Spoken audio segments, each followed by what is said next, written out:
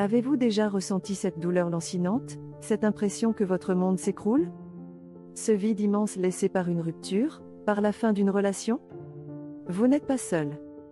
La souffrance est réelle, elle est légitime. Mais elle n'est pas une condamnation. Cette vidéo est un voyage. Un voyage au cœur de la guérison, de la transformation personnelle. Nous allons explorer ensemble comment passer de la douleur à la force, du chagrin à l'espoir. Car au-delà de la rupture, se cache une opportunité incroyable, celle de se redécouvrir, de se reconstruire, de créer une vie amoureuse plus épanouissante et authentique. Dans cette vidéo, nous allons voir comment comprendre vos émotions, cultiver un amour-propre inébranlable, et construire un avenir amoureux qui vous ressemble vraiment. Si vous êtes prêt à entamer ce chemin de renaissance, alors restez avec moi. Et si ce sujet vous parle, n'hésitez pas à liker, à vous abonner et à partager cette vidéo pour aider d'autres personnes qui en ont besoin.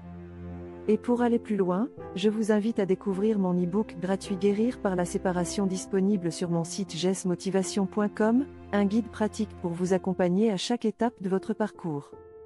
D'abord, concentrons-nous sur la normalisation de la douleur et la reconnaissance des émotions, en s'appuyant sur les premières étapes de la guérison après une rupture. La rupture, c'est un choc. Un séisme émotionnel qui nous laisse désorientés, perdus. C'est une douleur sourde, profonde, insaisissable. On a l'impression que tout s'écroule, que notre monde se rétracte. C'est important de reconnaître cette douleur, de ne pas la minimiser. Vous avez le droit de souffrir, de ne pas aller bien. Peut-être que vous vous demandez, pourquoi? Est-ce de ma faute? Suis-je trop? Pas assez? Ces questions sont normales, mais elles ne définissent pas votre valeur. Le chagrin d'amour n'est pas un processus linéaire. Il y a des hauts et des bas, des jours meilleurs et des jours plus sombres. On parle souvent des étapes du deuil, le déni, la colère, le marchandage, la dépression et l'acceptation. Mais il est important de comprendre que chacun vit ces étapes à son propre rythme, et qu'on ne les traverse pas forcément dans un ordre précis.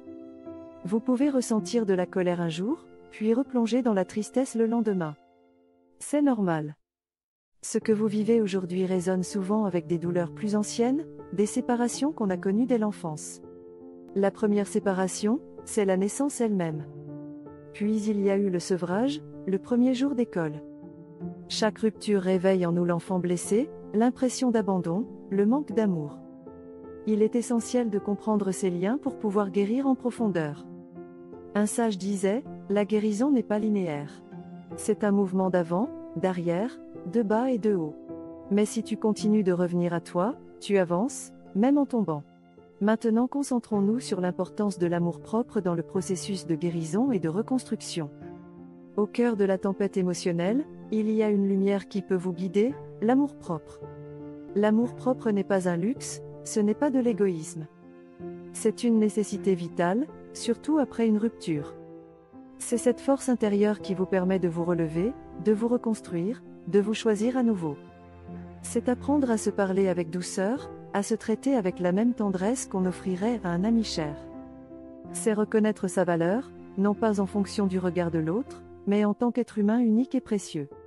Il y a souvent une confusion entre amour-propre et égoïsme. L'égoïsme, c'est prendre aux autres sans donner en retour. C'est chercher à dominer, à manipuler.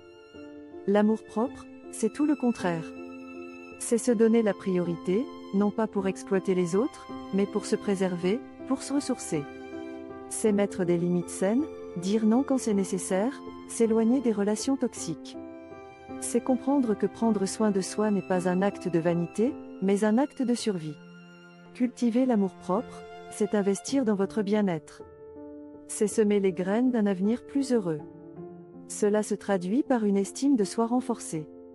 Vous croyez en vous, en vos capacités, en votre potentiel. Cela développe votre résilience émotionnelle.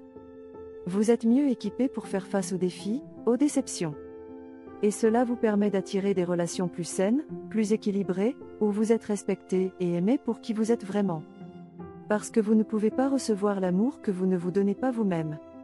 Comme on dit souvent, la vulnérabilité n'est pas une faiblesse, c'est une force. Voici maintenant des conseils concrets et des actions à mettre en place pour développer l'amour-propre après une rupture. L'amour-propre, ce n'est pas seulement une idée, c'est une pratique quotidienne. Cela commence par prendre soin de son corps, de son esprit et de son cœur. Faites de l'exercice, même une simple marche, pour libérer les tensions et vous reconnecter à votre corps. Méditez, même quelques minutes par jour, pour calmer le flot des pensées et trouver votre centre. Passez du temps dans la nature, pour vous ressourcer et retrouver votre connexion à la beauté du monde.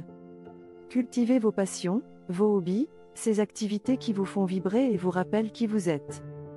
Soyez attentif à la façon dont vous vous parlez. Après une rupture, il est fréquent de s'autocritiquer, de se blâmer, de ressasser les erreurs. Mais ces pensées sont des mensonges. Vous n'êtes pas défini par cette rupture.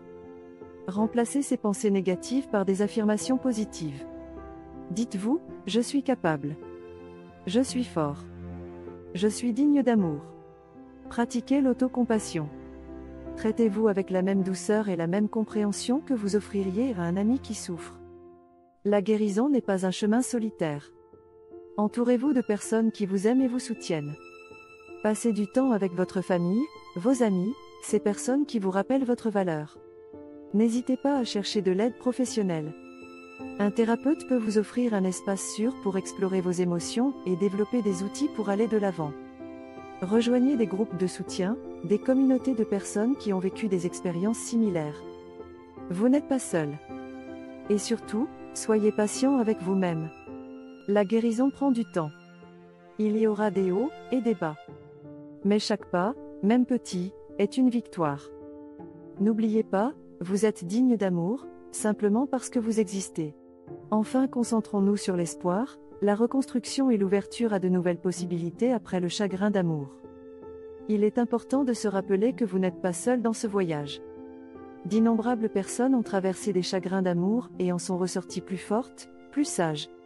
Le chagrin d'amour n'est pas une sentence à perpétuité. C'est une épreuve qui peut révéler votre incroyable résilience. Vous avez peut-être l'impression d'être brisé, mais rappelez-vous, vous n'êtes pas brisé, vous êtes en renaissance. Chaque jour est une nouvelle opportunité de choisir l'espoir, de choisir la vie. Commencez à vous autoriser à rêver à nouveau. À visualiser un avenir où vous êtes heureux, épanoui, aimé. Fixez-vous des objectifs, petits et grands, qui vous inspirent et vous motivent. Explorez de nouvelles passions, de nouveaux centres d'intérêt. Ouvrez-vous à de nouvelles expériences. Le passé ne définit pas votre avenir. Vous avez le pouvoir de créer une vie qui vous ressemble vraiment. Il est possible de transformer la douleur du chagrin d'amour en une force motrice pour votre croissance personnelle. Cette expérience peut vous aider à mieux vous connaître, à identifier vos besoins et vos valeurs. Elle peut vous pousser à faire des choix plus alignés avec votre authenticité. Et elle peut vous ouvrir les portes d'un avenir plus lumineux, plus riche et plus épanouissant que vous n'auriez jamais imaginé. Comme on dit souvent, ce qui ne nous tue pas nous rend plus forts. Nous arrivons à la fin de ce voyage ensemble, et j'espère que ces mots vous ont apporté un peu de lumière et de réconfort. Rappelez-vous, le chagrin d'amour est une expérience humaine universelle. Vous n'êtes pas seul à ressentir cette douleur, et vous n'êtes pas brisé à jamais. Au contraire, vous avez en vous la force de guérir, de vous reconstruire, et de créer une vie amoureuse plus épanouissante que jamais. L'amour-propre est la clé de cette transformation. Apprenez à vous aimer, à vous respecter, à prendre soin de vous, et vous ouvrirez les portes d'un avenir rempli de possibilités.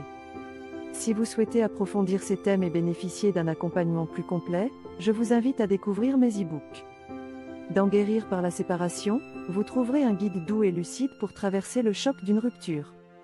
Dans Tu n'es pas brisé, tu es en renaissance, je vous guide à travers les différentes phases émotionnelles de la reconstruction après une rupture, la chute, la traversée et la renaissance. Et dans Amour et liberté, l'art de se connaître, de s'aimer et de se libérer, nous explorons ensemble la voie de l'émancipation intérieure. Ces livres sont des outils précieux pour vous aider à traverser chaque étape de votre cheminement, de la douleur à la guérison, et de la reconstruction à l'épanouissement. Vous n'êtes pas obligé de parcourir cette route seul. Je suis là pour vous accompagner, avec mes mots, mon expérience, et mon cœur. Merci d'avoir regardé cette vidéo.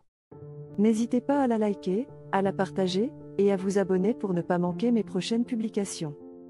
Et surtout, rappelez-vous, vous êtes digne d'amour. Votre histoire n'est pas finie. Le meilleur est à venir.